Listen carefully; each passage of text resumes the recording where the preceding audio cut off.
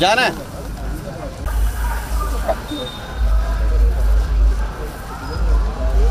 Ramesh sir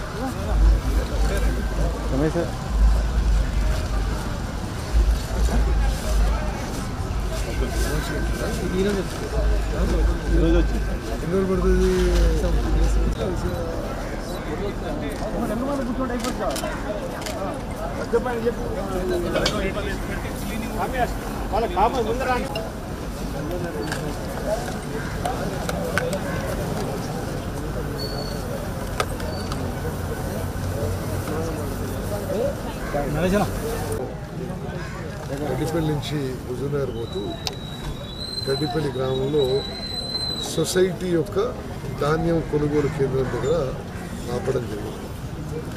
ఆకస్మికంగా ఎటు జరుగుతుంది అనేది చూసుకుంటూ వెళ్తున్నాం. ఈరోజు తెలంగాణ రాష్ట్రంలో మేము 80 లక్షల మెట్రిక్ టన్నుల ధాన్యం కొనుగోలుకి ప్రక్రియ ప్రారంభించాం. తడిసిన ధాన్యం కూడా కొనుగోలు చేస్తామని చెప్పి కూడా రైతులకు హామీ ఇవ్వడం జరిగింది. భారతదేశంలో స్వాతంత్రం వచ్చిన తర్వాత స్వతంత్ర భారతదేశంలో 29 రాష్ట్రాల్లో ఒక పంటలో ఇంత ధాన్యం ఒక ప్రభుత్వం కొనుగోలు చేసిన దాఖలాలు లేవు. ఇదే మొదటిసారి. వీళ్ళు ధాన్యం ప్రొక్యూర్మెంట్ సెంటర్లో అమ్మిన తర్వాత జిల్లా కలెక్టర్లు తొందరగా రికార్డ్ చేసి పంపిస్తే మేము ఎంఎస్పితో సహా ఎంఎస్పి రేట్తో సహా బోనస్ కూడా 48 నుంచి 72 గంటల్లో రైతులకి చెల్లింపు చేయడానికి అన్ని ఏర్పాట్లు చేసుకున్నాం.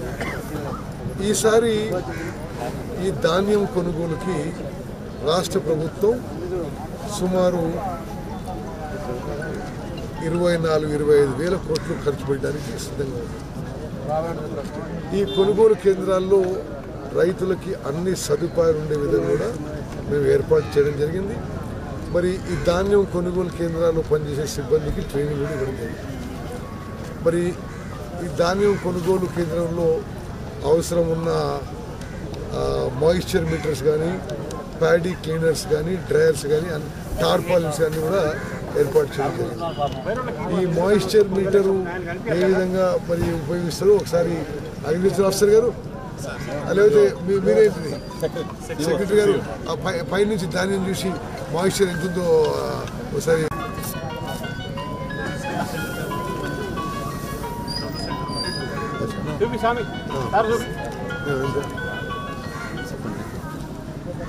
మరి ఈ విధంగా ఈ మిషన్తో ఇది తేమ శాతం మెజర్మెంట్ అవుతుంది. ఎఫ్సిఐ కేంద్ర ప్రభుత్వం పెట్టిన నామ్స్ ప్రకారం 17% కానీ అంతగానో తక్కువ ఉంటే మరి ఎంఎస్పి ధరపై కొనుగోలు చేయడం జరుగుతుంది. బట్ అకాల వర్షాల వల్ల, ప్రకృతి వైపరీత్యాల వల్ల తడిసిన ధాన్యాన్ని కూడా ప్రభుత్వం కొనుగోలు చేయబోతుంది.